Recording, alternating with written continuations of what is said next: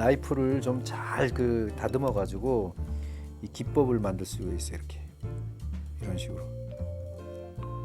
여러 가지 재미난 기법을 나오게끔 할 수가 있어요.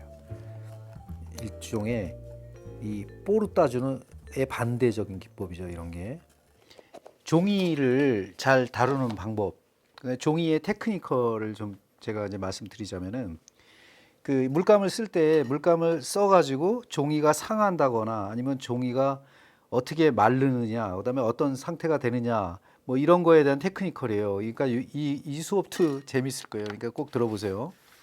자, 일단은 형태를 뭐 하나 그려놨어요. 형태를 좀 이렇게 그려놨는데 뭐 우리가 이제 이 드로잉을 잘 해놓고 채색하는 방법도 있지만은 그냥 뭐 오늘은 설명을 하는 거니까 이제 손가락을 뭐 아주 기묘하게 이제 한번 이렇게 좀 뭐 이상한 형태로 만들어 놓은 다음에 한번 제가 뭐 칠해 볼게요. 이 그림 뭐 이런 수업이 뭐 재미없으면 누가 보겠어요. 그래서 뭐 재밌게 하려고 애를 쓰는데 뭐 그래도 뭐 제가 또 하고 싶은 내용들이 있잖아요. 그림에 이렇게 그리다 보면은 그런 거에 대해서는 뭐 타협을 할 필요는 없겠죠. 일단은 제가 이 손가락을 그렸는데 이게 이 켄트지예요. 켄트지를 사용하는데 이 켄트지의 특성이 뭔가 이게 이제 와트만지도 똑같아요. 그러니까 이 종이는 다 똑같다고 보시면 돼요. 그러니까 종이라는 거는 뭐냐면 일단은 제가 딴 색을 지금 만들어 올 그런 시간이 없으니까 일단은 이 상태로 한번 해볼게요. 이게 벌써 아까 제가 설명드렸다시피 무슨 이게 물감에 약간이라도 단 오염이 들어가 있으면 이게 벗겨내기가 또 힘들어요. 그러니까 아까 그런 말씀을 드렸었는데 그걸 이해하신 분이 있으실까 모르겠다 정말. 이게 굉장히 힘들거든요. 이게 벗겨내는 것도. 그러니까 아크릴하고 뭐 이렇게 모델링 파스텔 뭐 이런 거 쓰실 때 진짜 조심하셔야 돼요. 빨리빨리 제거하지 않으면은 나중에 그 제거하려면 아주 그냥 너무 힘들어요. 그래서 같이 쓰시면 안 됩니다. 아크릴하고 수채화 물감 이런 거를 같이 혼용하면 안 돼요. 절대로. 특히 모델링 파스텔 내가 말씀드렸잖아요. 아까 같이 쓰면은 이 오염 관리를 잘해야 된다고 제가 말씀드렸는데 지금 저도 그렇게 이렇게 말씀드리면서도 저도 그런 관리가 제대로 안 돼 있어가지고 뭐 이런데 이 수채화 물감하고 뭐 그거하고 여기 오염된 부분은 잘 안 묻어나. 그렇게 그래도 여러분들은 실수하지 마세요. 저는 그림 그리다 보면 미쳐가지고 그게 이제 거기까지 시간이 안 가니까 이제 그러는 건데 자 이제 뭐 한번 이 중에 그래도 제일 밝은 거서부터 해가지고 칠해서 한번 해봅시다. 이제 이렇게 지금은 이 왜 이렇게 칠하는 게 이렇게 떡지듯이 떡지는 건 아닌데 이게 막 뭉쳐지고 막 미끄러지고 막 그러잖아요. 뭐 이거 투명 수채화니까 뭐 어쩔 수 없다 뭐 이렇게 생각해서 이제 칠해 볼 텐데 자 이렇게 해서 전체적으로 뭘 한번 칠해 놓고 이걸 한번 보겠습니다. 오늘 가리키는 내용은 아니 제가 말씀드리는 내용은 딱 몇 가지밖에 안 돼요. 종이를 상하지 않게 하는 방법을 가리키는 거예요. 이 종이가 상하면은 어떤 결과가 오는지 여러분들은 계속 자 이제 무슨 그림을 그리다 보면은 명암이 있을 거 아니에요. 그럼 명암을 계속 준다고 이런 식으로 뭐 밝고 어두운 거 뭐 이런 거 따라 가지고 이렇게 자꾸 주죠. 명암을 자 빨리빨리 진행하겠습니다. 우리나라 말 중에서 제일 아름다운 말이 빨리빨리야. 그래서 이거는 물을 많이 주면은 뭐 여러 가지 뭐 느낌이 달라지겠죠. 이 상태에서 가령 테크니컬이 좋은 사람은 어떻게 하냐면요. 잠깐만요. 붓을 이 기승전결의 결과까지도 다 예상하면서 이거를 그림을 그린다고. 가령 그게 무슨 말이냐 하면은 이게 지금 젖어 있기 때문에 계속 조금 아까 썼던 기법으로 계속 물칠을 해 나가 봐야 더 번지기만 할 뿐이잖아요. 그렇잖아요. 그래서 그럴 때 어떤 전문가들은 테크니컬을 어떻게 잘 쓰냐면은 이것도 지금 넓어. 좀 가는 붓으로 써 볼게요. 가는 붓으로 하면은 뭐 가령 이럴 때 뭐 처음서부터 뭐 이 검은색이나 뭐 이런 걸 넣기는 좀 약간 좀 그렇지만은 뭐 외곽선을 먼저 이렇게 슬쩍슬쩍 이렇게 좀 터치를 준다거나 이 특히 그 애니메이션 하신 분들은 잘 보세요. 이런 게 도움이 많이 될 거예요. 이 물감을 갖다가 아주 그 극소의 물을 섞어서 하면은 선이 그어지죠. 이렇게 선이 그어진단 말이에요. 이런 식으로. 이런 거를 갖다가 기법을 뭐라 그래요? 담체라고 하는 거예요. 이런 거를. 자, 이런 식으로 선을 싹 놓아주면서 어떤 그 크로키나 데생적인 그런 느낌으로 이렇게 해가지고 어떤 외곽선을 갖다가 그어주면서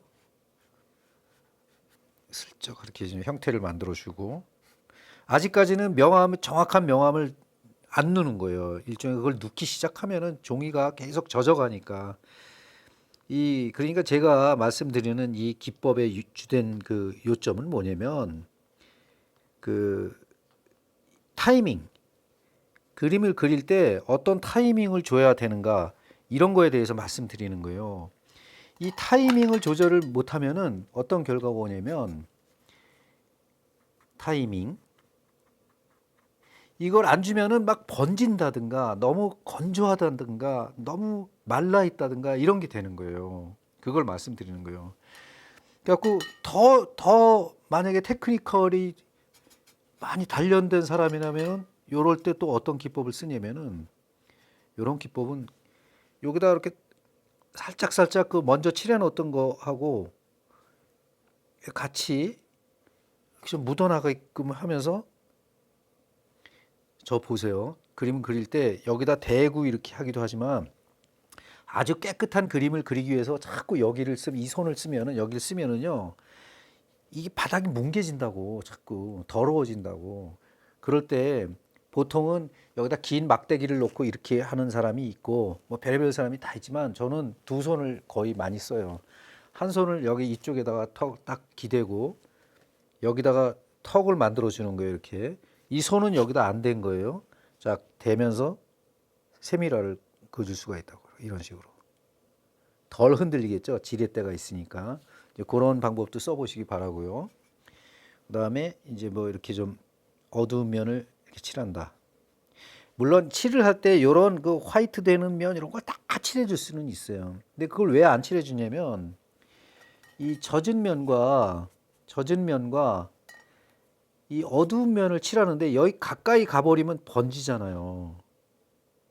그럼 번지지 않게 하려면은 그 근처에까지만 가는 거예요. 이렇게 근처까지만 가고 요게 마른 다음에 조금 마른 타이밍을 조절한 다음에 조금 마른 다음에 여기를 싹 이렇게 뭉개주면은 이렇게 자연스럽게 그 중간면이 형성되는 거예요.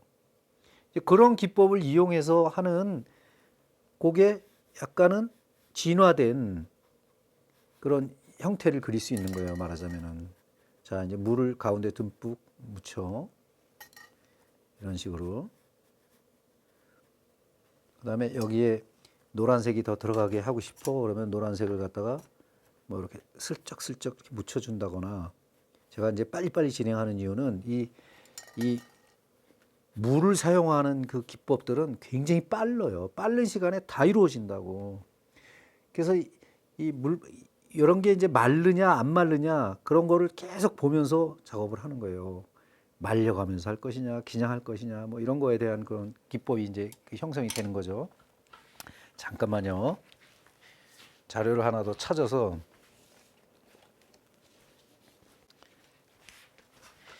지금 제가 이제 그리고 있는 그 기법을 이제 조금 이제 응용을 해보자고요. 그럼 제가 그 쓴 부분이 이거 망치면 안 되니까 좀 조심스러워. 뭐든지 망치면 안 되죠, 뭐. 자, 여기서 보면은 여기에 쓴 요런 요 선이나 요런 선들은 다 이 기법이죠. 이 기법을 쓴 거예요. 그리고 이 안에 들어가 있는 그 어떤 색채의 기법은 다 이 기법이고. 그러니까 뭔가 앞뒤 앞뒤 좌우 막 다섯 수 여섯 수의 그 어떤 말라가는 형태를 다 이용을 하는 거예요. 그러니까 천천히 한다고 여기부터 하고 여기 하고 이렇게 하는 게 아니에요. 그래서 이 그 인물화를 그리는 사람이 이제 두 부류가 있어요. 사실은 눈부터 시작하는 사람, 입부터 시작한 사람, 외곽선서부터 시작한 사람, 별의별 사람이 다 있어요. 기법은. 그거는 자유죠. 어떻게 그리든지 간에. 어떤 식으로든지 간에 한양만 가면 되는 거니까. 하지만은 이 그림의 재미로 있어서는요, 전체적을 다 아우르는 게 제일 재밌습니다. 왜냐면 그래야지만 색채를 다양하게 쓸 수 있어요.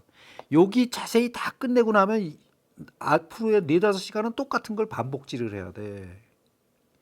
세상에서 가장 나쁜 게, 가장 지루한 게 뭐냐면은, 뭐, 이렇게, 우리 그러잖아요. 사랑하는 마음이 없으면 가족들한테 설거지 하는 것조차도 싫잖아요. 그 물질이라고 그런다고. 그럼 밥도 먹기 싫으면 밥질이라고 해야 되나? 그런 건 아니지만. 좀 미안합니다. 제가 아재 개그가 있어가지고. 이렇게 그냥 똑같은 짓을 반복하다 보면 지루하고 재미가 없어져요. 아무리 좋은 그림을 그리는 작가들도. 그러니까 평생 그것만 붙잡고 늘어지다 보면은 지친다고. 그리고 진짜 너무 재미없게 사는 사람이에요. 그래서 그런 것 때문에 좀 프리하게 논 상태에서 작업을 하는, 즐기는 사람이 훨씬 더 재밌어요. 해보시면 알아요. 그래서 미리 여러분들이 그런 거를 그 하시기 전에 제가 미리 말씀드리는 거예요. 자, 이 상태에 이제 지금 이제 말을 하다 보니까 이렇게 만져보면 벌써 말라 있어요. 어떤 부분은. 그럼 말라 있는 부분에는 훨씬 더 자연스러운 채색이 가능하겠죠? 두 번째 채색은 좀 이제 중간면을 만들어 가지고 뭐 칠한다거나. 자, 지금은 아까 보이지 않던 터치가 형성이 되죠. 자, 그러면 뭐 약간 뭐 힘줄도 한번 슬쩍 선을 좀 놓보고. 그러니까 아까 그릴 수 없었던 선이 그려지네요. 지금 보니까 요게 바로 타이밍이에요. 이 타이밍을 조절해야 되는데 예전 사람들은요, 이 타이밍을 조절하는데 프레스코, 고구려 고분벽화 그때부터 시작된 거예요. 그게 너무 오래된 우리나라의 전통 기법이에요. 그게 이제 제가 시스티나 대성당, 그러니까 실크로드를 따라 쫙 이동을 하면서 도낭벽화 거쳐가지고 이 뭐 터키 거쳐가지고 이탈리아까지 도달을 해요. 이탈리아에서 까라바조나 이런 그 이전에 많은 그 이렇게 그 이탈리아 작가들이 프랑스로 넘어가서 혼혈 결혼도 하고 뭐 이렇게 형성이 돼요. 그런 다음에 에콜 데 보자르의 벽화반이 생기네. 그 벽화반을 내가 이 우리 그 전통적인 어른들이 다 그 돌아가셔가지고 맥이 끊긴 줄 알았는데 그 벽화반에 내가 입학을 하고 나서 보자르에 입학한 다음에 서브로 배운 벽화반에 들어가 보니까 그걸 아직도 하고 있더라고요. 이 기법을. 그 선생님이 델라막시인데 그분이 말씀한 기법이에요. 너희의 나라 것이다 이게 이 프레스코는. 그래서 너는 그 뭐 현무도 뭐 이런 거를 그릴 줄 아느냐 그래서 그거 가지고 학점을 제가 받은 거예요. 고분 벽화를 가지고 벽화는. 근데 그런 거에 자부심도 느껴야 되지만 그거보다 더 중요한 거는 이 기법에 대해서 아우를 수 있는 이 기승전결이 있어야 돼요. 그래야 이 타이밍과 이런 걸 잘 이해하고 이 기법에 대해서 풍부하게 자기가 연습할 수 있는 거예요. 그렇게 해서 창작품을 만들어내는 거고. 자, 이제 그 본론에서 이제 더 또 벗어나기 전에 제가 종이를 다루는 거잖아요. 이거는 종이란 말이야. 근데 종이는 이 종이 다르고 이 종이 다르잖아요. 다 다르다고 기법이. 그럼 여기서 더 진하게 가려면 어떻게 되겠어요? 이걸 더 이제 진한 여기에 포인트를 더 주려고 해. 이쪽에다가. 지금은 말라 있는 상태이기 때문에 이 연필선이 가능하지만 젖어 있는 상태에서 이렇게 하면 여기 이렇게 상처가 나죠. 이런 게 이제 종이가 이제 상해 가는 거예요. 이제 보세요. 종이가 얼만큼 상했냐면은 이제 칠을 해보면 알 수 있어요. 더 어두운 색을 칠하니까 어때요? 이 상처가 있는 부분에는 더 진하게 먹어버리죠. 확 먹어버린다고. 이렇게 선이 흐트러지면서 여기 젖어 있으면 먹어버린다고요. 자, 이거 보세요. 종이가 상처가 나면은 선이 가다가 여기 뭉그러지죠. 여기는 고든선이 나오지만 이 수채화 물감도 똑같은 거예요. 이 선이 이렇게 가다가 상처가 나 있는 곳을 통과를 하면은 이 끊긴다고 달라지는 거예요. 그래서 그런 거를 갖다가 제어하는 게 바로 말하자면은 이 수채 기법이죠. 이 물로 그리는 그림의 기법이라고. 여기에 이제 우리가 그 아크릴 물감 요새 많이 쓰잖아요. 아크릴 물감이라는 건 뭐냐면 아크릴 물감이 개발된 지 얼마 안 됐어요, 여러분들. 뭐 불과 80년대에는 아크릴 물감 자체를 안 썼어요. 아크릴 뭐 존재하지 않았는데 무슨 아크릴 물감을 써? 없었는데 전부 다 유화 아니면 수채화였죠. 그래서 이 아크릴 물감의 이제 장단점이 있는데 제가 얘기했죠. 아까 이거 막 벗겨내는데 굉장히 어려웠잖아요. 그러니까 아크릴 물감은 이 수지 계통이 들어가 있기 때문에 이 마르는 성질이 다르다고요. 수성이라도. 그래서 그거를 잘 아시고 하셔야 돼요. 자, 이제 이게 충분히 마르면은 이 외곽선을 이렇게 그려도 어두운 색을 그려도 자, 이 안으로 침범을 못 하죠. 말랐기 때문에 그런 거예요. 마른 상태이기 때문에. 그럼 여기 안 마른 상태는 어떻게 해요? 번지죠. 번지죠. 안 번지죠. 번지죠. 이런 거를 이용하는 거예요. 말하자면은 자, 이제 상처가 났어. 상처를 갖다 여러 가지 상처를 얘기할 수 있는데 갑자기 노래의 상처. 이, 이 처음에 밝게 칠했던 면에 그 다음에 저는 항상 쓸 때 난색, 한색이 있으면은 저기 한색은 나중에 쓰라 그랬죠. 그 이유가 있어요. 자, 그다음에 중간면, 그다음에 어두운 면 이렇게 됐는데 처음서부터 어두운 면을 그리고 이 한색을 쓰면은 이거를 고치기가 힘들어지는 거예요. 말하자면은 이걸 어떻게 고쳐요? 이거를 벗겨내든가 뭐 어떻게 찍어내든가 하는 방법밖에 없지. 그래서 처음서부터 눈동자를 그리는데 눈동자에 하이라이트가 이렇게 하얀 점이 딱 찍혀 있어. 근데 여러분들은 참 그 착각을 많이 하시는 초보자들이 가장 흔하게 착각하시는 게 이걸 나중에 화이트로 찍어준다고 생각하시면 된다고 그렇게 생각한다고. 그러면 안 돼요. 왜 안 되냐면 이 그린 상태에서 거기다 화이트를 찍으면은 층이 벌써 한 단화 올라간 거잖아요. 플러스 1이 된 거잖아요. 플러스 1이 되면은 그 깊이감이 떨어진다고. 그래서 깊이감이 더 있게 하는 눈동자를 찍으려면은 깊이감이 더 있는 눈썹에 머리카락에 이런 걸 하려면 미리 생각을 해서 해야 된다고. 그래서 하이라이트를 나중에 찍는 게 아니라 이거를 하이라이트를 남겨두면서 눈동자를 만드는 거예요. 이렇게. 이게 바로 배울 만한 거죠. 이런 게. 이렇게 해서 눈동자를 깊이감을 다르게 만들어 줄 수 있는 거예요. 그런 식으로. 물론 이제 그 눈의 형태 그리는 거는 내가 다시 설명을 드릴게요. 처음부터 이게 남겨놔야 된다고. 이제 아까 설명하다 보니까 벌써 30분도 안 됐는데 여긴 다 말랐어요. 이 다 마른 상태에는 뭐라 그랬죠? 제가 다른 색을 칠하는데 훨씬 더 자유스러워진다 그랬죠. 이제 더 진한 선을 여기 그을 수가 있다고 이런 식으로. 면도 더 만들어낼 수가 있죠. 이런 게 여기는 아까 남겨놨던 화이트 면인데 이렇게 하면 여기보다 여기가 덜 묻죠? 더 명도 차이가 달라지죠? 이런 명도 차이를 이용하면서 그리는 그림이 바로 이 수채화, 수묵 이런 거예요. 자, 이런 식으로 또 다른 하나의 그 면을 만든단 말이에요. 이렇게 붓을 쓰는 거는 여러분들 자유예요. 뭐 디지털 붓을 쓰시든 뭐를 쓰든 자유인데 그 맛이 다 달라지니까 그거에 따라 가지고 자, 이런 식으로 해갖고 더 진하게 그을 수 있는 거죠. 근데 제가 말씀드렸다시피 이 지금 여기 어둡잖아요. 이게 이 어두운 걸 여기다 먼저 쓰면은 이 종이가 계속 그 덧칠을 하면 어떻게 되냐면 여기가 이제 상처가 나는 거야. 계속 그 덧칠이 되니까 이런 식으로. 자, 이렇게 상처가 났을 때 이제 기법을 보자고요. 또 이 엄청난 그 또 재미난 기법이 나와요. 이런 데는 미리부터 상처를 주고 나서 하면은 어떤 결과가 나오냐면 이걸 나중에 다 말렸을 때 보면은 선이 남죠. 선이 남는단 말이에요. 이거는 또 다른 기법이에요.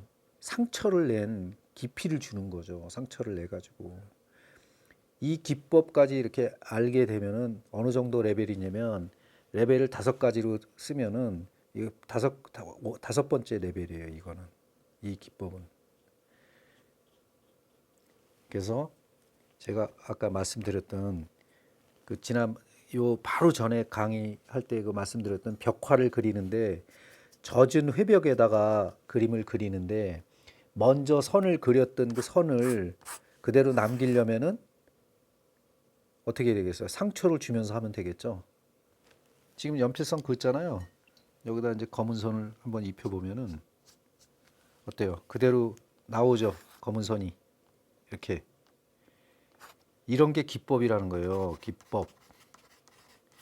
기법이 그냥 뭐 이렇게 계속 덧칠하고 뭐하고 뭐 이런 게 아니고 기법이라는 거는 이 기법의 정의를 따지면은 종류가 아주 넓다고 무한대로 간다고. 그래서 그거를 제어하는 게 바로 그림이죠. 그다음에 이 뭐 외곽선을 이렇게 칠할 때도 이렇게 화이트를 남겨놓는 거 이것도 기법 중에 하나예요. 아까 그 눈을 칠할 때 했던 그 기법처럼.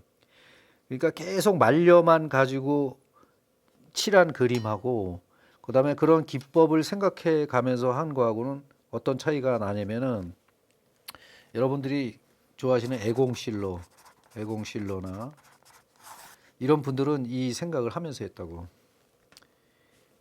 생각을 안 한 그림하고 생각을 한 그림하고의 기법의 차이는 엄청나죠. 근데 이런 거를 갖다가 그 즐기지 못하는 사람들은 항상 그림이 맹맹하고 재미가 없는 거예요. 근데 이런 게 또 너무 많으면은 잡스러워지는 거예요. 그거를 조절해서 그림을 그려야 되는 거예요. 이 테크닉만 너무 앞서다 보면은 그냥 저 사람은 뭐야 저게 이렇게 되는 거예요. 근데 또 그런 거를 갖다 즐기는 사람이 또 많아요. 그건 자유니까 또 그거를 그 어떻게 그리는지 그런 거는 뭐 그게 좋으면 그렇게 하는 거지 뭐 그렇게 해갖고 자기를 전달할 수만 있다면은 어떤 작가는 이렇게 해갖고 푹 이렇게 거칠게 해놓은 다음에요 슬슬슬슬 이렇게 물을 묻혀가면서 이렇게 작업하는 사람도 있어요. 이런 식으로 이렇게 번지게 해가지고 그러니까 이 그림의 기승전결을 나누는 요소 그거에 대해서 오늘 말씀드린 거예요. 아직 30분 안 됐나? 조금만 더 할게요. 이 보면은 그래서 이제 작가들 보면은 제가 예전에 잘 쓰던 방법을 말씀드려 볼게요. 자, 지금 여기는 이제 화이트예요. 바닥이. 근데 이 화이트를 만들기 위해서 이건 미끌미끌 하잖아요. 그러니까 이제 이 강의가 가능한데 이게 소프트 하면은 그게 좀 힘들어. 종이가 찢어지니까. 근데 이 바탕을 모델링 파스텔이나 뭐로 발라놨을 경우에는 재미난 기법을 또 만들 수가 있는 거예요. 자, 이제 보세요. 이 바탕에 까만색을 칠했어요. 이렇게. 자, 아까 그 중간에 살짝 얘기하긴 했는데 이걸 갖다가 나이프를 좀 잘 다듬어 가지고 이 기법을 만들 수가 있어요. 이렇게. 이런 식으로. 여러 가지 재미난 기법을 나오게끔 할 수가 있어요. 일종의 이 포르따주는의 반대적인 기법이죠. 이런 게. 자, 이렇게 하면은 어떤 느낌이 나냐면 뭐 이 질감을 표현할 때 나무의 줄기라든가 아니면 마룻바닥이라든가 아니면 우리 그 애니메이션 했을 때 배경이라든가 아니면 뼈다구라든가 이런 걸 할 때 이런 기법을 쓰면 굉장히 좋죠. 이거는 이제 하이 테크니컬인데 거의. 자, 이제 여기다 뭐 눈을 그려놓고 외곽선을 한번 이렇게 그려보자고요. 뭐 이런 식으로 콧구멍 내주고 이빨 내주고 수염 어떤 그로테스크한 어떤 동물을 만들 수가 있죠. 이렇게 갖고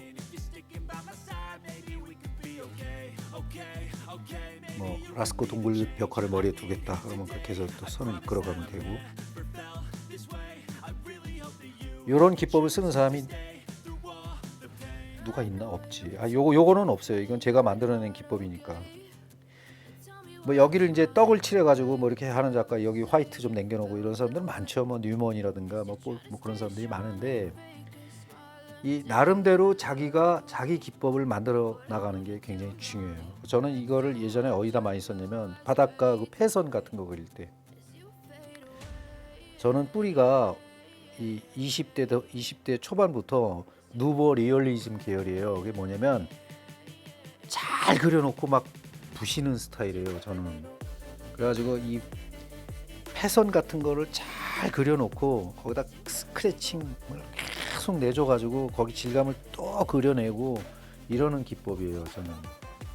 그래서 저희 스승님은 그런 스승님을 찾아가기 위해서 노력을 많이 했는데, 그게 누보 리얼리스트들이에요.